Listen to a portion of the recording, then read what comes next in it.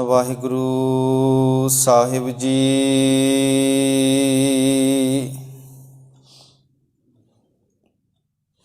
ਵਾਹਿਗੁਰੂ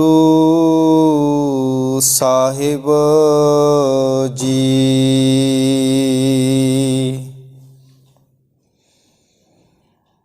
ਬਾਣੀ ਗੁਰੂ, ਗੁਰੂ ਹੈ ਬਾਣੀ, ਵਿੱਚ ਬਾਣੀ ਅੰਮ੍ਰਿਤ ਸਾਰੇ। ਗੁਰਬਾਣੀ ਕਹੈ ਸੇਵਕ ਜਨ ਮਾਨੈ, ਪਰਤਖ ਗੁਰੂ ਨਿਸਤਾਰੇ।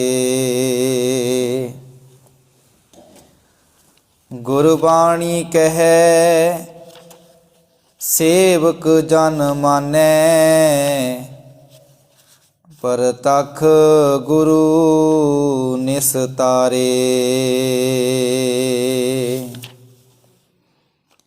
ਧੰਨ ਵਾਹਿਗੁਰੂ ਸਾਹਿਬ ਜੀ।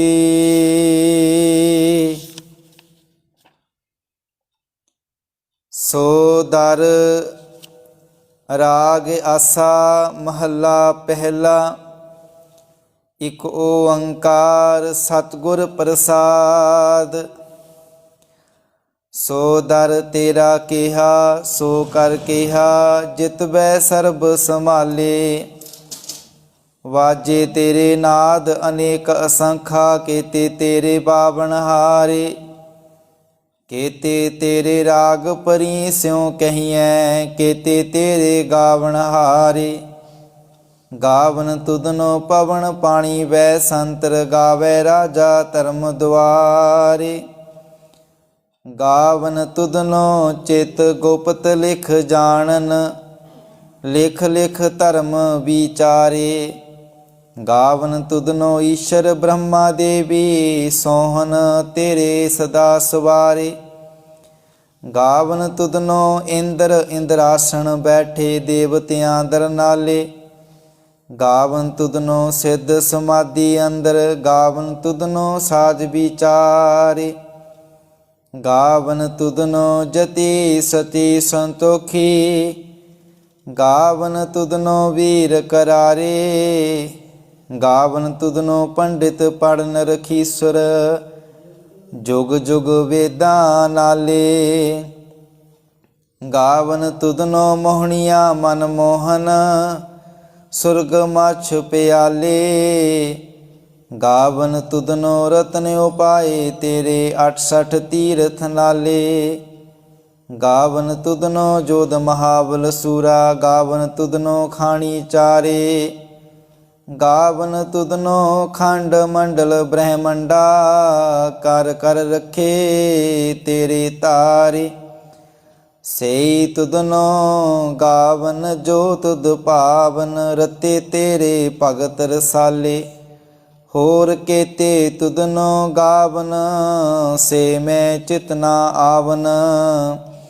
ਨਾਨਕ ਕਿਆ ਵਿਚਾਰੇ, ਸੋਈ ਸੋਈ ਸਦਾ ਸੱਚ, ਸਾਹਿਬ ਸਾਚਾ ਸਾਚੀ ਨਾਈ। ਹੈ ਪੀ ਹੋਸੀ ਜਾਏ ਨਾ ਜਾਸੀ, ਰਚਨਾ ਜਿਨ ਰਚਾਈ। ਰੰਗੀ ਰੰਗੀ ਭਾਂਤੀ ਕਰ ਕਰ ਜਿਨਸੀ, ਮਾਇਆ ਜਿਨ ਉਪਾਈ। ਕਰ ਕਰ ਦੇਖੈ ਕੀਤਾ ਆਪਣਾ, ਜਿਉ ਤਿਸ ਦੀ ਵਡਿਆਈ। ਜੋ ਤਿਸ ਭਾਵੈ ਸੋਈ ਕਰਸੀ, ਫਿਰ ਹੁਕਮ ਨਾ ਕਰਨਾ ਜਾਈ। ਸੋ ਪਾਤਸ਼ਾਹ ਸ਼ਾਹਾਂ ਪਤ ਸਾਹਿਬ, ਨਾਨਕ ਰਹਿਣ ਰਜ਼ਾਈ।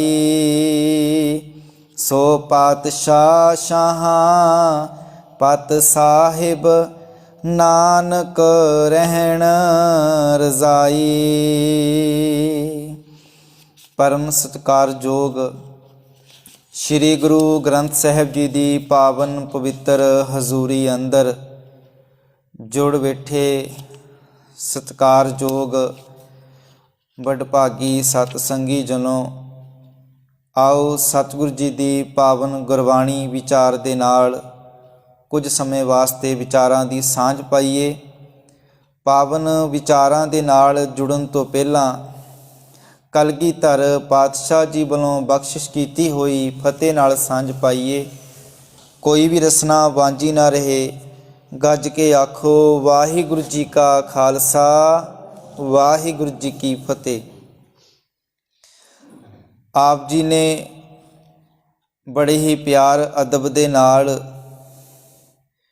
ਹਰ ਰੋਜ਼ ਸੰਧਿਆ ਵੇਲੇ ਪੜ੍ਹੀ ਜਾਣ ਵਾਲੀ ਸੋ ਦਰ ਰਹਿਰਾਸ ਸਾਹਿਬ ਦੀ ਬਾਣੀ ਦਾ ਪਹਿਲਾ ਸ਼ਬਦ ਆਪ ਜੀ ਨੇ, ਜਿਸ ਦਾ ਪਾਠ ਆਪ ਜੀ ਨੇ ਸ਼ਰਵਣ ਕੀਤਾ ਹੈ। ਗੁਰੂ ਪਿਆਰ ਵਾਲਿਓ, ਸਤਿਗੁਰੂ ਜੀ ਨੇ ਸਾਨੂੰ ਜੋ ਨਿਤਨੇਮ ਦੀਆਂ ਦਾਤਾਂ ਬਖਸ਼ਿਸ਼ ਕੀਤੀਆਂ ਨੇ, ਉਹਨਾਂ ਨਿਤਨੇਮ ਦੀਆਂ ਬਾਣੀਆਂ ਦੇ ਵਿੱਚੋਂ ਅਸੀਂ ਜਪਜੀ ਸਾਹਿਬ ਜੀ ਦੀ ਬਾਣੀ ਦੀ ਵਿਚਾਰ, ਆਨੰਦ ਸਾਹਿਬ ਪਾਵਨ ਬਾਣੀ ਦੀ ਵਿਚਾਰ ਕਰ ਚੁੱਕੇ ਹਾਂ। ਅੱਜ ਤੋਂ ਅਸੀਂ ਸੋ ਦਰ ਰਹਿਰਾਸ ਬਾਣੀ ਦੀ ਵਿਚਾਰ ਆਰੰਭ ਕਰਾਂਗੇ। ਸੋ ਦਰ ਰਹਿਰਾਸ ਜੀ ਦਾ ਗੁਰੂ ਗ੍ਰੰਥ ਸਾਹਿਬ ਵਿੱਚ ਜਿਹੜਾ ਅਸਲ ਸਰੂਪ ਹੈ, ਸੋ ਦਰ ਰਹਿਰਾਸ ਸ੍ਰੀ ਗੁਰੂ ਗ੍ਰੰਥ ਸਾਹਿਬ ਜੀ ਦੇ ਅੰਦਰ ਜੋ ਮੌਜੂਦ ਹੈ, ਦਰਜ ਹੈ। ਗੁਰੂ ਗ੍ਰੰਥ ਸਾਹਿਬ ਜੀ ਦੇ ਅੰਦਰ ਸੋ ਦਰ ਦੀ ਬਾਣੀ ਦੇ ਕੁੱਲ 9 ਸ਼ਬਦ ਜਿਹੜੇ ਦਰਜ ਹਨ। ਜਦੋਂ ਅਸੀਂ ਗੁਰੂ ਗ੍ਰੰਥ ਸਾਹਿਬ ਜੀ ਦੀ ਬਾਣੀ ਦਾ ਸਹਿਜ ਪਾਠ ਕਰਦੇ ਹਾਂ, ਜਿਹੜੇ ਆਪਣੇ ਘਰਾਂ ਵਿੱਚ ਬੈਠ ਕੇ ਵੀ ਕਰਦੇ ਨੇ, ਉਹਨਾਂ ਨੂੰ ਇਸ ਗੱਲ ਬਾਰੇ ਭਲੀ ਭਾਂਤ ਜਾਣਕਾਰੀ ਹੋਵੇਗੀ ਕਿ ਪਹਿਲਾਂ ਗੁਰੂ ਗ੍ਰੰਥ ਸਾਹਿਬ ਜੀ ਦੇ ਅੰਦਰ ਜਪਜੀ ਸਾਹਿਬ ਜੀ ਦੀ ਬਾਣੀ ਆਰੰਭ ਹੁੰਦੀ ਹੈ। ਉਸ ਤੋਂ ਬਾਅਦ ਸੋ ਦਰ ਦੇ 9 ਸ਼ਬਦ ਜਿਹੜੇ ਆਰੰਭ ਹੁੰਦੇ ਹਨ। ਫਿਰ ਜਿਹੜੀ ਸੋਹਿਲਾ ਸਾਹਿਬ ਦੀ ਬਾਣੀ ਆਰੰਭ ਹੁੰਦੀ ਹੈ। ਉਸ ਤੋਂ ਬਾਅਦ ਸ੍ਰੀ ਗੁਰੂ ਗ੍ਰੰਥ ਸਾਹਿਬ ਜੀ ਦੇ 14 ਅੰਕ ਤੋਂ ਸ੍ਰੀ ਰਾਗ ਜਿਹੜਾ ਆਰੰਭ ਹੁੰਦਾ ਹੈ। ਤੇ ਗੁਰੂ ਪਿਆਰ ਵਾਲਿਓ, ਗੁਰੂ ਗ੍ਰੰਥ ਸਾਹਿਬ ਜੀ ਦੇ ਅੰਦਰ ਜਿਹੜਾ ਸੋ ਦਰ ਦਾ ਸਰੂਪ ਹੈ, ਉਹ ਸੋ ਦਰ ਇੱਥੋਂ ਹੀ ਆਰੰਭ ਹੁੰਦੀ ਹੈ। ਸੋ ਦਰ ਰਾਗ ਆਸਾ ਮਹੱਲਾ ਪਹਿਲਾ। ਕਿਉਂਕਿ ਗੁਰੂ ਪਿਆਰ ਵਾਲਿਓ, ਵੱਖ-ਵੱਖ ਸੰਪਰਦਾਵਾਂ ਵੱਲੋਂ, ਵੱਖ-ਵੱਖ ਡੇਰਿਆਂ ਵੱਲੋਂ, ਕਿਉਂਕਿ ਸੋ ਦਰ ਦੀ ਬਾਣੀ ਨੂੰ ਕੋਈ ਕਿਤੋਂ ਪੜ੍ਹ ਰਿਹਾ ਆ, ਕੋਈ ਕਿਤੋਂ ਪੜ੍ਹ ਰਿਹਾ ਆ। ਕੋਈ ਕਹਿੰਦਾ ਹਰ ਜੁਗ ਜੁਗ ਭਗਤ ਉਪਾਇਆ, ਇੱਥੋਂ ਸ਼ੁਰੂ ਕਰ ਰਿਹਾ ਆ। ਕੋਈ ਜਿਹੜਾ ਦੁੱਖ ਦਾਰੂ ਸੁਖ ਰੋਗ ਭਿਆ, ਇਸ ਸ਼ਬਦ ਤੋਂ ਪੜ੍ਹ ਰਿਹਾ ਆ। ਭਾਵ ਕਿ ਜਿਹੜੀਆਂ ਆਮ ਸੰਗਤਾਂ ਵੀ ਇਸ ਦੁਬਿਧਾ ਵਿੱਚ ਪੈ ਜਾਂਦੀਆਂ ਨੇ ਕਿ ਅਸਲ ਵਿੱਚ ਸੋ ਦਰ ਦੀ ਬਾਣੀ ਕਿੱਥੋਂ ਆਰੰਭ ਹੁੰਦੀ ਹੈ। ਤੇ ਗੁਰੂ ਪਿਆਰ ਵਾਲਿਓ, ਸਾਨੂੰ ਇਹਨਾਂ ਭੁਲੇਖਿਆਂ ਵਿੱਚ, ਭਰਮਾਂ ਦੇ ਵਿੱਚ ਪੈਣ ਦੀ ਲੋੜ ਨਹੀਂ। ਕਿਉਂਕਿ ਗੁਰਬਾਣੀ ਜਿਹੜੀ ਸਾਨੂੰ ਦੁਬਿਧਾ ਵਿੱਚੋਂ ਕੱਢਦੀ ਆ, ਸਾਨੂੰ ਕਿਸੇ ਮਨੁੱਖ ਕੋਲ ਪੁੱਛਣ ਦੀ ਲੋੜ ਨਹੀਂ ਕਿ ਕਿੱਥੋਂ ਬਾਣੀ ਪੜ੍ਹੀਏ, ਕਿੱਥੋਂ ਆਰੰਭ ਕਰੀਏ। ਸ੍ਰੀ ਗੁਰੂ ਗ੍ਰੰਥ ਸਾਹਿਬ ਜੀ ਅੰਦਰ ਜਿਹੜਾ ਸੋ ਦਰ ਦਾ ਸਰੂਪ ਹੈ, ਉਹ ਸੋ ਦਰ ਰਾਗ ਆਸਾ ਮਹੱਲਾ ਪਹਿਲਾ। ਸੋ ਦਰ ਤੇਰਾ ਕਿਹਾ ਸੋ ਕਰ ਕਿਹਾ, ਇੱਥੋਂ ਆਰੰਭ ਹੁੰਦਾ ਹੈ। ਤੇ ਗੁਰੂ ਪਿਆਰ ਵਾਲਿਓ, ਦੂਸਰੀ ਵਿਚਾਰ ਹੈ ਤਖਤ ਸ੍ਰੀ ਅਕਾਲ ਤਖਤ ਸਾਹਿਬ, ਜਿਹੜਾ ਸਾਡਾ ਪਹਿਲਾ ਤਖਤ ਹੈ। ਸ੍ਰੀ ਅਕਾਲ ਤਖਤ ਸਾਹਿਬ ਜੀ ਤੋਂ ਪੰਥ ਪ੍ਰਮਾਣਿਤ ਸਿੱਖ ਰਹਿਤ ਮਰਿਆਦਾ। ਗੁਰੂ ਪਿਆਰ ਵਾਲਿਓ, ਉਹਦੀ ਇੱਕ ਛੋਟੀ ਜੀ ਕਾਪੀ ਆ 20-22 ਪੇਜਾਂ ਦੀ, ਤੇ ਉਹਨੂੰ ਅਸੀਂ ਲੈ ਕੇ ਜ਼ਰੂਰ ਪੜ੍ਹੀਏ। ਕਿਉਂਕਿ ਡੇਰੇਦਾਰਾਂ ਦੀਆਂ, ਸੰਪਰਦਾਵਾਂ ਦੀਆਂ, ਬਾਬਿਆਂ ਦੀਆਂ ਆਪੋ ਆਪਣੀਆਂ ਮਰਿਆਦਾ ਨੇ। ਉਹਨਾਂ ਨੇ ਆਪੋ ਆਪਣੀ ਮੱਤ ਦੇ ਮੁਤਾਬਕ ਆਪੋ ਆਪਣੀਆਂ ਡੇਰਿਆਂ ਵਿੱਚ ਮਰਿਆਦਾ ਤੋਰੀਆਂ ਹੋਈਆਂ ਨੇ। ਤੇ ਉਹੀ ਮਰਿਆਦਾ ਜਿਹੜੀਆਂ ਸਾਡੇ ਗੁਰੂ ਘਰਾਂ ਵਿੱਚ ਵੀ ਆ ਚੁੱਕੀਆਂ ਨੇ, ਜਾਂ ਫਿਰ ਜਿਹੜੇ ਉਹਨਾਂ ਨਾਲ ਜੁੜੇ ਹੁੰਦੇ ਨੇ, ਫਿਰ ਉਹਨਾਂ ਮਰਿਆਦਾ ਦੇ ਦੁਆਰਾ ਹੀ ਉਹ ਜਿਹੜੇ ਕਰਮ ਕਰਦੇ ਨੇ। ਪਰ ਗੁਰੂ ਪਿਆਰ ਵਾਲਿਓ, ਸਾਡਾ ਜਿਹੜਾ ਮਹਾਨ ਤਖਤ ਸ੍ਰੀ ਅਕਾਲ ਤਖਤ ਸਾਹਿਬ, ਜਿੱਥੋਂ ਜਿਹੜਾ ਸਾਡਾ ਹੁਕਮਨਾਮਾ, ਸਾਨੂੰ ਕੋਈ ਵੀ ਸੰਦੇਸ਼ ਸਿੱਖ ਕੌਮ ਨੂੰ ਦੇਣਾ ਹੋਵੇ ਤੇ ਅਕਾਲ ਤਖਤ ਸਾਹਿਬ ਤੋਂ ਜਾਰੀ ਹੁੰਦਾ ਹੈ। ਤੇ ਤਖਤ ਸ੍ਰੀ ਅਕਾਲ ਤਖਤ ਸਾਹਿਬ ਜਿਹੜਾ ਪੰਜਵੇਂ ਗੁਰੂ ਅਰਜਨ ਸਾਹਿਬ ਜੀ ਜਦੋਂ ਸ਼ਹੀਦ ਹੁੰਦੇ ਨਾ, ਉਹਨਾਂ ਦੀ ਸ਼ਹੀਦੀ ਤੋਂ 17 ਦਿਨ ਬਾਅਦ ਜਿਹੜਾ ਸ੍ਰੀ ਅਕਾਲ ਤਖਤ ਸਾਹਿਬ ਦੀ ਸਥਾਪਨਾ ਗੁਰੂ ਹਰਗੋਬਿੰਦ ਸਾਹਿਬ ਪਾਤਸ਼ਾਹ ਜੀ ਨੇ ਕੀਤੀ। ਤੇ ਸ੍ਰੀ ਹਰਗੋਬਿੰਦ ਸਿੰਘ ਪਾਤਸ਼ਾਹ ਜੀ ਨੇ ਅਕਾਲ ਤਖਤ ਸਾਹਿਬ ਤੇ ਜਿੱਥੇ ਕਿ ਉਹਨਾਂ ਨੇ ਹੁਕਮਨਾਮੇ ਜਾਰੀ ਕਰਨੇ, ਸਿੱਖਾਂ ਨੂੰ ਉਪਦੇਸ਼ ਜਾਰੀ ਕਰਨੇ, ਜਿਹੜਾ ਵੀ ਹੁਕਮਨਾਮਾ ਜਾਰੀ ਹੁੰਦਾ ਸੀ ਤੇ ਗੁਰੂ ਪਿਆਰ ਵਾਲਿਓ, ਸਾਰੇ ਸਿੱਖ ਸੰਸਾਰ ਦੇ ਭਾਰਤ ਦੇ ਅੰਦਰ ਉਸ ਨੂੰ ਮੰਨਿਆ ਜਾਂਦਾ ਸੀਗਾ, ਉਸ ਤੇ ਫੁੱਲ ਚੜਾਏ ਜਾਂਦੇ ਸੀ। ਉਹ ਵੱਖਰੀ ਗੱਲ ਕਿ ਕੁਝ ਜਿਹੜੇ ਇਹੋ ਜਿਹੇ ਲੋਕ ਅੱਜ ਤਖਤਾਂ ਤੇ ਬੈਠ ਚੁੱਕੇ ਨੇ, ਜਿਨ੍ਹਾਂ ਕਰਕੇ ਅੱਜ ਹੁਕਮਨਾਮੇ ਦੀ ਕੋਈ ਵੈਲਿਊ ਨਹੀਂ ਰਹਿ ਗਈ। ਇਸ ਕਰਕੇ ਗੁਰੂ ਪਿਆਰ ਵਾਲਿਓ, ਪਰ ਜਿਹੜੀ ਅਕਾਲ ਤਖਤ ਸਾਹਿਬ ਤੋਂ ਪੰਥ ਪ੍ਰਮਾਣਿਤ ਸਿੱਖ ਰਹਿਤ ਮਰਿਆਦਾ, ਉਹਦੇ ਮੁਤਾਬਕ ਵੀ ਜਿਹੜੀ ਸੋਦਰ ਦੀ ਬਾਣੀ ਆ, ਉਹ ਸੋਦਰ ਰਾਗ ਆਸਾ ਮਹੱਲਾ ਪਹਿਲਾ ਇੱਥੋਂ ਆਰੰਭ ਹੁੰਦੀ ਹੈ। ਉਸ ਤੋਂ ਪਹਿਲਾਂ ਕੋਈ ਵੀ ਸ਼ਬਦ ਜਿਹੜਾ ਨਹੀਂ ਪੜ੍ਹਿਆ ਜਾਂਦਾ। ਸ਼ਾਮ ਦੇ ਸਮੇਂ ਤੁਸੀਂ ਵੇਖੋ ਸ਼੍ਰੀ ਦਰਬਾਰ ਸ਼੍ਰੀ ਹਰਿਮੰਦਰ ਸਾਹਿਬ ਵਿਖੇ ਵੀ ਸੋਦਰ ਦੀ ਬਾਣੀ ਜਿਹੜੀ ਇੱਥੋਂ ਹੀ ਆਰੰਭ ਹੁੰਦੀ ਹੈ, ਤੇ ਤੇਰਾ ਕੀਤਾ ਜਾਤੋ ਨਾਈ ਵਾਲਾ ਸ਼ਬਦ ਹੈ ਇੱਥੇ ਜਾ ਕੇ ਜਿਹੜੀ ਸਮਾਪਤ ਹੁੰਦੀ ਹੈ। ਤੇ ਗੁਰੂ ਪਿਆਰ ਵਾਲਿਓ, ਕਈਆਂ ਨੇ ਰਹਿ ਰਸ ਬਹੁਤ ਵੱਡੀ ਕਰ ਦਿੱਤੀ, ਕਈ ਛੋਟੀ ਕਰ ਰਹੇ, ਕੋਈ ਕਿਸ ਤਰ੍ਹਾਂ, ਪਰ ਸਾਨੂੰ ਕਿਸੇ ਵੀ ਦੁਬਿਧਾ ਵਿੱਚ ਪੈਣ ਦੀ ਲੋੜ ਨਹੀਂ। ਤੁਸੀਂ ਸਿੱਖ ਰਹਿਤ ਮਰਿਆਦਾ ਜਿਹੜੀ ਉਹ ਕਾਪੀ ਸਾਡੇ ਕੋਲ ਵੀ ਮੌਜੂਦ ਆ, ਮਿਲ ਜਾਵੇਗੀ। ਉਸ ਸਿੱਖ ਰਹਿਤ ਮਰਿਆਦਾ ਨੂੰ ਲਿਆ ਕੇ ਆਪਣੇ ਘਰ ਵਿੱਚ ਪੜ੍ਹੋ।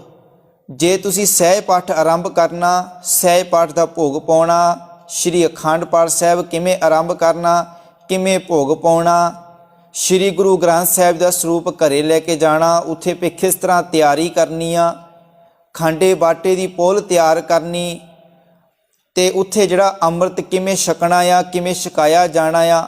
ਸਿੱਖ ਨੇ ਆਪਣੇ ਜਿਹੜਾ ਪਰਿਵਾਰ ਦੇ ਅੰਦਰ ਜਨਮ ਤੋਂ ਲੈ ਕੇ ਮਰਨ ਤੱਕ ਹਰੇਕ ਸੰਸਕਾਰ ਬਾਰੇ ਜਿਹੜਾ ਨਾ ਉਸ ਰਹਿਤ ਮਰਿਆਦਾ ਵਿੱਚ ਬਕਾਇਦਾ ਦੱਸਿਆ ਗਿਆ ਹੈ। ਤੇ ਗੁਰੂ ਪਿਆਰ ਵਾਲਿਓ, ਉਸੇ ਮਰਿਆਦਾ ਨੂੰ ਸਮਰਪਿਤ ਹੋ ਕੇ ਅਸੀਂ ਚੱਲਣਾ ਆ। ਜਿਵੇਂ ਸਾਡੇ ਦੇਸ਼ ਦਾ ਇੱਕ ਸੰਵਿਧਾਨ ਹੈ, ਇਸੇ ਤਰ੍ਹਾਂ ਹੀ ਗੁਰੂ ਪਿਆਰ ਵਾਲਿਓ ਸਿੱਖਾਂ ਦਾ ਵੀ ਇੱਕ ਸੰਵਿਧਾਨ ਹੈ। ਉਹ ਹੈ ਸਿੱਖ ਰਹਿਤ ਮਰਿਆਦਾ ਪੰਥ ਪ੍ਰਮਾਣਿਤ, ਜਿਹੜੀ ਸ਼੍ਰੀ ਅਕਾਲ ਤਖਤ ਸਾਹਿਬ ਤੋਂ ਛਪਦੀ ਹੈ, ਜਿਹੜੀ ਉੱਥੋਂ ਛਪੀ ਜਾਂਦੀ ਹੈ, ਸ਼੍ਰੋਮਣੀ ਕਮੇਟੀ ਵੱਲੋਂ ਛਾਪੀ ਜਾਂਦੀ ਆ। ਤੇ ਗੁਰੂ ਪਿਆਰ ਵਾਲਿਓ, ਉਹਦਾ ਹੀ ਜਿਹੜਾ ਪ੍ਰਚਾਰ ਸਾਡੇ ਵੱਲੋਂ ਜਿਹੜਾ ਵੱਖ-ਵੱਖ ਥਾਵਾਂ 'ਤੇ ਜਿਹੜਾ ਕੀਤਾ ਜਾਂਦਾ ਆ। ਕਿਉਂਕਿ ਜੇਕਰ ਮਰਿਆਦਾ ਇੱਕ ਹੋਵੇਗੀ ਨਾ, ਅਸੀਂ ਫਿਰ ਸਾਰੇ ਇੱਕ ਹੋ ਜਾਵਾਂਗੇ। ਹੁਣ ਜੇ ਕੋਈ ਬੰਦਾ ਆਪਣੀ ਮਰਿਆਦਾ ਲੈ ਕੇ ਚੱਲੇ, ਕੋਈ ਆਪਣੀ ਲੈ ਕੇ ਚੱਲੇ, ਫਿਰ ਉੱਥੇ ਜਿਹੜੀ ਗੱਲਬਾਤ ਨਹੀਂ ਬਣਦੀ। ਇਸ ਕਰਕੇ ਸਾਡਾ ਇਹੀ ਅਸਲ ਵਿੱਚ ਮਕਸਦ ਹੋਵੇ ਕਿ ਅਸੀਂ ਅਕਾਲ ਤਖਤ ਸਾਹਿਬ ਵੱਲੋਂ ਪੰਥ ਪ੍ਰਮਾਣਿਤ ਮਰਿਆਦਾ ਨੂੰ ਇੱਕ ਵਾਰੀ ਪੜ੍ਹ ਲਈਏ, ਜ਼ਰੂਰ ਪੜ੍ਹੀਏ, ਤੇ ਉਹਦੇ ਮੁਤਾਬਕ ਹੀ ਅਸੀਂ ਆਪਣੇ ਘਰ ਦੇ ਵਿੱਚ ਕੋਈ ਜਿਹੜਾ ਕਰਮ, ਚਾਹੇ ਸਹਿਜ ਪਾਠ ਪ੍ਰਕਾਸ਼ ਕਰਾਉਣਾ, ਚਾਹੇ ਅਖੰਡ ਪਾਠ ਸਾਹਿਬ ਪ੍ਰਕਾਸ਼ ਕਰਾਉਣਾ, ਉਹਦੇ ਮੁਤਾਬਕ ਕਰਾਈਏ। ਤੇ ਗੁਰੂ ਪਿਆਰ ਵਾਲਿਓ, ਉਹ ਜਿਹੜੀ ਪੰਥ ਪ੍ਰਮਾਣਿਤ ਰਹਿਤ ਮਰਿਆਦਾ ਗੁਰਬਾਣੀ ਨੂੰ ਸਾਹਮਣੇ ਰੱਖ ਕੇ, ਗੁਰਬਾਣੀ ਦੀ ਕਸਵੱਟੀ ਨੂੰ ਰੱਖ ਕੇ ਵਿਦਵਾਨਾਂ ਦੇ ਵੱਲੋਂ ਜਿਹੜੀ ਉਸ ਨੂੰ ਬਣਾਇਆ ਗਿਆ ਆ, ਤਿਆਰ ਕੀਤਾ ਗਿਆ ਆ। 1945 ਦੇ ਵਿੱਚ ਜਿਹੜੀ ਇਹ ਮਰਿਆਦਾ ਬਣਾਈ ਗਈ ਸੀ, ਇਹਨੂੰ ਤਿਆਰ ਕੀਤਾ ਗਿਆ ਸੀਗਾ। ਤੇ ਗੁਰੂ ਪਿਆਰ ਵਾਲਿਓ, ਹੁਣ ਜਿਹੜੇ ਵੀ ਸ਼੍ਰੀ ਅਕਾਲ ਤਖਤ ਸਾਹਿਬ ਨੂੰ ਸਮਰਪਿਤ ਨੇ, ਉਹ ਜਿਹੜੇ ਸ਼੍ਰੀ ਅਕਾਲ ਤਖਤ ਸਾਹਿਬ ਦੀ ਪੰਥ ਪ੍ਰਮਾਣਿਤ ਮਰਿਆਦਾ ਉਹਨੂੰ ਮੰਨਦੇ ਨੇ, ਉਹਦੇ ਮੁਤਾਬਕ ਚੱਲਦੇ ਨੇ। ਪਰ ਕੁਝ ਲੋਕ ਇਹ ਗੱਲ ਕਹਿੰਦੇ ਕਿ ਭਾਈ ਅਸੀਂ ਤਾਂ ਅਕਾਲ ਤਖਤ ਸਾਹਿਬ ਨੂੰ ਪੰਥ, ਅਸੀਂ ਉਹਨਾਂ ਨੂੰ ਸਮਰਪਿਤ ਹਾਂ ਅਕਾਲ ਤਖਤ ਸਾਹਿਬ ਜੀ ਨੂੰ। ਤੇ ਗੁਰੂ ਪਿਆਰ ਵਾਲਿਓ, ਪਰ ਉਹ ਉਸ ਮਰਿਆਦਾ ਨੂੰ ਮੰਨਣ ਲਈ ਤਿਆਰ ਨਹੀਂ। ਪਰ ਅਸੀਂ ਇਹ ਯਤਨ ਕਰਨਾ, ਇਹ ਕੋਸ਼ਿਸ਼ ਕਰਨੀ, ਤੇ ਆਪਣੇ ਜੀਵਨ ਵਿੱਚ ਉਸ ਮਰਿਆਦਾ ਨੂੰ, ਉਸ ਜਿਹੜੀ ਕਿਤਾਬ ਹੈ ਜਿਹੜੀ 18-19 ਪੇਜਾਂ ਦੀ, ਉਹਨੂੰ ਜ਼ਰੂਰ ਪੜ੍ਹੀਏ। ਕਿਉਂਕਿ ਸਾਨੂੰ ਉਹਦੇ ਨਾਲ ਪੜ੍ਹਨ ਕਰਕੇ ਬੜੇ ਸਾਡੇ ਭੁਲੇਖੇ ਦੂਰ ਹੋਣੇ ਕਿ ਗੁਰਦੁਆਰਾ ਸਾਹਿਬ ਵਿੱਚ ਕੀ ਹੋਣਾ ਚਾਹੀਦਾ, ਮਰਿਆਦਾ ਦੇ ਮੁਤਾਬਕ ਗੁਰੂ ਘਰ ਵਿੱਚ ਕੀ ਹੋਣਾ ਚਾਹੀਦਾ, ਕੀ ਨਹੀਂ ਹੋਣਾ ਚਾਹੀਦਾ, ਕਿਵੇਂ ਅਖੰਡ ਪਾਠ ਸਾਹਿਬ ਆਰੰਭ ਕਰਨਾ, ਕਿਵੇਂ ਭੋਗ ਪਾਉਣਾ, ਉਹ ਬਕਾਇਦਾ ਸਭ ਕੁਝ ਦੱਸਿਆ ਗਿਆ ਹੈ। ਸਾਨੂੰ ਕਿਸੇ ਤੋਂ ਵੀ ਪੁੱਛਣ ਦੀ ਲੋੜ ਨਹੀਂ। ਤੁਸੀਂ ਉਸ ਮਰਿਆਦਾ ਨੂੰ ਪੜ੍ਹ ਲਓ ਤੇ ਗੁਰੂ ਪਿਆਰ ਵਾਲਿਓ, ਫਿਰ ਜਿਹੜੇ ਸਾਡੇ ਭੁਲੇਖੇ ਵੀ ਦੂਰ ਹੋ ਜਾਣਗੇ। ਅੱਜ ਅਸੀਂ ਸਤਿਗੁਰੂ ਦੀ ਕਿਰਪਾ ਦੇ ਨਾਲ ਸੋਦਰ ਦੀ ਬਾਣੀ ਦੀ ਵਿਚਾਰ ਆਰੰਭ ਕਰ ਰਹੇ ਹਾਂ। ਮਾਲਕ ਜੀ ਬਚਨ ਕਰਦੇ ਨੇ, ਇਹ ਜਿਹੜਾ ਪਾਵਨ ਸ਼ਬਦ ਹੈ ਗੁਰੂ ਪਿਆਰ ਵਾਲਿਓ, ਇਹ ਪਾਵਨ ਸ਼ਬਦ ਜਪਜੀ ਸਾਹਿਬ ਜੀ ਦੀ ਬਾਣੀ ਵਿੱਚ ਵੀ ਆਉਂਦਾ ਆ, ਸੋਦਰ ਦਾ, ਜਿਸ ਵਿੱਚ ਸੋ ਦਰ ਕਿਹਾ ਸੋ ਘਰ ਕਿਹਾ। ਇਹ ਸ਼ਬਦ ਜਪਜੀ ਸਾਹਿਬ ਦੀ ਬਾਣੀ ਵਿੱਚ ਆਉਂਦਾ ਆ। ਇਹ ਸ਼ਬਦ ਸੋਦਰ ਦੀ ਬਾਣੀ ਵਿੱਚ ਰਹਿ ਰਸ ਵਿੱਚ ਵੀ ਆਉਂਦਾ ਆ। ਤੇ ਇਹਦੇ ਨਾਲ ਦਾ ਸ਼ਬਦ ਜਿਹੜਾ ਜਦੋਂ ਰਾਗ ਆਸਾ ਆਰੰਭ ਹੁੰਦਾ ਆ ਗੁਰੂ ਗ੍ਰੰਥ ਸਾਹਿਬ ਦੇ ਵਿੱਚ, ਰਾਗ ਆਸਾ 31 ਰਾਗ ਆ, ਤੇ 31 ਰਾਗਾਂ ਵਿੱਚ ਰਾਗ ਆਸਾ ਆ, ਜਦੋਂ ਉਹਦੀ ਆਰੰਭਤਾ ਹੁੰਦੀ ਆ ਉਸ ਵੇਲੇ ਵੀ ਇਹ ਸੋ ਦਰ ਤੇਰਾ ਕਿਹਾ ਸੋ ਘਰ ਕਿਹਾ ਵਾਲਾ ਸ਼ਬਦ ਆਰੰਭ ਹੁੰਦਾ ਹੈ। 3 ਵਾਰੀ ਇਹ ਗੁਰੂ ਗ੍ਰੰਥ ਸਾਹਿਬ ਵਿੱਚ ਸ਼ਬਦ ਆਉਂਦਾ ਆ। पर इन्हां दे विच कुछ शब्दां दे विच बखरेवां आ। जपजी साहिब दे विच जिहड़ा शब्द है उत्थे जिहड़ा गावे तुहनों लिखिया होया आ, इत्थे गावन तुदनों लिखिया होया। अगलेरे जिहड़े शब्द है राग आसा दे विच गुरु प्यार वाले उत्थे भी जिहड़ा थोड़ा शब्दां दे विच फर्क होवेगा, पर जिहड़े इन्हां तिन्नां शब्दां दे अर्थ इक्को जे ने। बस शब्दां दे विच फर्क आ पर अर्थ इन्हां तिन्नां दे इक्को जे ने। मालिक जी बचन करदे ने, सो दर राग आसा महला पहला। सोदर की आ सरलेख, इस शब्द का नाम की आ सोदर। राग आसा, राग केड़ा आ? आसा आ। महला पहला, महले का अर्थ हुंदा आ शरीर। पहले का अर्थ की आ? पहले गुरु श्री गुरु नानक साहब जी के द्वारा ये शब्द जिहड़ा उच्चारण किया गया आ। ते गुरु प्यार वाले मालिक जी कहते एक ओंकार कि परमात्मा एक है, अकाल पुरख वाहिगुरु एक है, उस वर्गा संसार अंदर होर कोई नहीं है। सतगुर प्रसाद, पर कहते वो परमेश्वर अकाल पुरख वाहिगुरु मिलदा किवें आ? कहते गुरु की किरपा दे नाल। पहलां भी असी इस बारे विचार कीती आ कि जदों भी नवी बाणी आरंभ हुंदी है, सतगुरु जी सब तो पहला मंगलाचरण लिखते ने, उच्चारण करते ने। मंगलाचरण की है? एक ओंकार सतगुर प्रसाद, एक ओंकार सतनाम करता पुरख गुर प्रसाद। इस तरह मंगलाचरण जिहड़ा ना गुरु ग्रंथ साहिब जी के अंदर 567 वार आया आ, 4 रूपां विच, वखरो वखरे रूपां विच। ते गुरु प्यार वाले पातशाह जी उत्ते बाणी का नाम भी बकायदा लिखते आ, गुरबाणी का नाम भी लिखते, जिहड़ी बाणी आरंभ होंदी उहदा नाम भी लिखिया जाता है। पातशाह जी बचन करते हैं, सो दर तेरा केहा सो कर केहा। हे अकाल पुरख वाहिगुरु जी, तेरा वो दर किहो जिहा है, तेरा वो घर किहो जिहा है, जित बह सर्ब संभाले। मालिक जी जिथे तुसी बैठ के सारे संसार की संभाल कर रहे हो। गुरु प्यार वालिओ जिमें साडा घर है, साडा परिवार है, असी अपने घर विच रह के अपने परिवार की संभाल करते हैं, अपने परिवार नूं पालते हैं, अपने घर विच रहने आ। गुरु प्यार वालिओ इसे तरह अकाल पुरख वाहिगुरु का भी दर है, उस अकाल पुरख वाहिगुरु का भी घर है। तो गुरु प्यार वालिओ जिहड़ा घर हुंदा ना, घर भी उहनूं आखिया जाता। हुण घर होवेगा उहनूं दरवाजा भी होवेगा, जे दरवाजा नहीं होवेगा तो फिर वो घर नहीं हो सकता। तो गुरु प्यार वाले जिथे असी रहने आ उत्थे असी फिर घर नूं अपने, चाहे वो कोठी आ चाहे वो जिहड़ा मकान आ कुछ भी, पर उन्होंने दरवाजा जरूर है। इस तरह मालिक का जिहड़ा घर है उन्होंने भी दरवाजा है। पातशाह जी कहते ने, सो दर तेरा कहा। मालिक जी तेरा दर किहो जिहा है, तेरा दरवाजा किहो जिहा है, सो घर कहा। मालिक जी तेरा घर किहो जिहा है, जित बै सर्ब संभाले। हे अकाल पुरख वाहिगुरु जिथे तू बैठ के संभाल कर रहा है। पर पहला गुरु प्यार वालिओ इस गल नूं समझ लीए, मालिक दा असल घर विच किहड़ा है, असल विच घर किहड़ा है जिथे मालिक बह के संभाल कर रहा। कि रब दा घर कोई स्पैशल है कि जिस तरह साडे घर बने हुए ने, साडा घर एक पिंड विच ही होवेगा, 2 पिंडां विच होवेगा, शहर होवेगा, पर गुरु प्यार वाले सारी दुनिया विच ही साडे घर तां नहीं हो सकते। पर गुरु प्यार वाले जिहड़ा परमेश्वर अकाल पुरख वाहिगुरु है, उहदा भी घर कोई 4 दीवारी अंदर उहदा घर नहीं कि असीं 4 दीवारी 4 इट्टां ला के आखी कि भाई ये तां रब दा घर है। गुरु प्यार वाले जेकर असीं इसे गल नूं समझीए कि भाई रब दा घर किते उपर है, रब दा घर किते उत्तर वाल है जां पच्छम वाल है, रब दा घर जां पूरब वाला दक्षिण वाला। पर गुरु प्यार वाले सतगुरु की बाणी बचन करदी आ, ए जग सच्चे की कोठड़ी सच्चे का विचवास। पातशाह जी कहते ने ये सारा जगत ही सच्चे की कोठड़ी आ, ये सच्चे का घर आ, ये सारा संसार रब का घर है। गुरु प्यार वालिओ ये सारा संसार रब का घर है, उहदा घर कोई स्पैशल नहीं है कि जेकर असी आखिए कि भाई गुरुद्वारा ही शायद रब का घर होवे जां मंदिर मस्जिद केवल यही रब के घर ने ते बाकी दुनिया जिहड़ी वो रब की घर नहीं हैगी।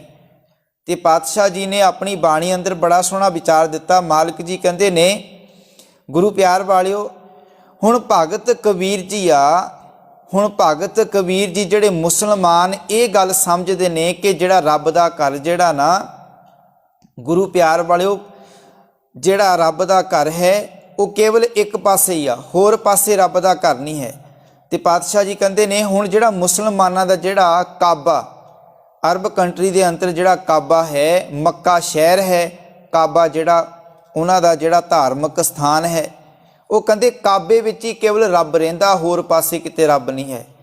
भगत कबीर जी ने सवाल किया कहते अल्लाह एक मसीत बस्त है कहते जेकर तुसी ये गल कहने कि अल्लाह केवल एक मसीत विच एक काबे विच रहिंदा अवर मुल्क किस केरा कहते आ बाकी मुल्क जिहड़ा ना ये बाकी दुनिया फिर किहदे आसरे रहिंदी जेकर रब केवल एक पासे ते पातशाह जी कहते ने हिंदू मूरत नाम निवासी दोह मैं तत ना हेरा।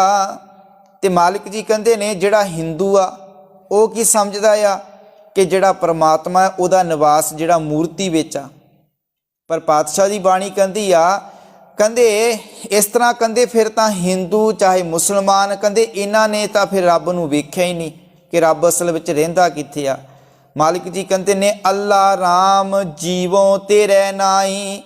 मालिक जी कहते ने हे अल्लाह हे अकाल पुरख वाहिगुरू मैं तेरा कहते एक नाम जान के ही तेरे आसरे जिउंदा हाँ तेरे नाल सांझ पा के ही आत्मक जीवन प्राप्त करदा हाँ। दखण देश हरि का वासा पच्छम अल्लाह मुकामा। जिहड़ा हिंदू वो की कहंदा कहंदे हरि दा वासा कित्थे दखण देश विच दखण वाली साइड हरि रहिंदा रब रहिंदा ते मुसलमान कहंदा भाई पच्छम वाली साइड अल्लाह रहिंदा खुदा रहिंदा पर पातशाह जी कहंदे ने भलिया दिल में खोज दिलै दिल खोजो यही ठोर मुकामा। कहंदे पर हे भलिया अपने दिल विच रब दी भाल कर अपने दिल विच रब नूं लभ उस परमेश्वर नूं भाल कहंदे यही उसदा असल विच घर है। ये सारा संसार ही उहदा घर है ये सारा घर संसार ही उहदा दर है घर है ये तेरा हिरदा घर ही जिहड़ा असल विच रब दा घर है पर तैनूं नज़र क्यों नहीं आ रहा क्योंकि तेरा जीवन जिहड़ा ना तेरे जीवन अंदर कूड़ दी पाल बनी हुई कूड़ दी कंध बनी हुई ते पातशाह जी बचन करते ने कहंदे जिहड़ा रब दा घर किवें उहदा दर किवें पता लगना पातशाह कहंदे ने गुर कै शब्द दर घर सूझै। कहंदे गुरु दे शब्द नाल जदों तू गुरु दी बाणी पढ़ेगा ना गुरु दे शब्द नाल जुड़ेगा सांझ पावेगा ते गुरु प्यार वालिओ सानू उस मालिक दा दर घर ये नज़र आ जाएगा सानू ये बारे ज्ञान हो जाएगा कि असल विच ये सारा संसार ही रब दा घर है रब दा दर है। ते पातशाह जी कहंदे ने होमे मारे तां दर सूझे कहंदे पहला जीवन च होमे तां खत्म कर फिर ही तेनू रब दा दर नज़र आवेगा ना रब दा दरवाजा रब दा घर तेनू नज़र आवेगा ना। होमे हंकार दे नाल भरिया होया ते तेनू रब दा दर घर कित्थों नज़र आ जावेगा। गुरु प्यार वालिओ कमरे दे अंदर जाना तो सानू दरवाजे की लोड़ पैंदी जिमें असी कहने कि भाई फलाने का दर इधर दर का मतलब दरवाजा उहदा घर इधरली साइड तो गुरु प्यार वालिओ इस तरह ही रब का दर जिहड़ा घर है ये सारा संसार है। ये जग सच्चे की है कोठड़ी सच्चे का विचवास। ये सारा संसार सारा जगत की उस अकाल पुरख वाहिगुरू की कोठी ये सारे संसार विच ही रब रह रहा सारी मनुखता विच उस मालिक दा वासा है वो वाहिगुरू अपना जिहड़ा निवास कर रहा। ते पातशाह जी बचन करते ने गुर ते घर दर पाया भगती भरे भंडारा। पातशाह कहते ने गुरु दे पासों ही परमात्मा दा टिकाणा लभ सकदा है।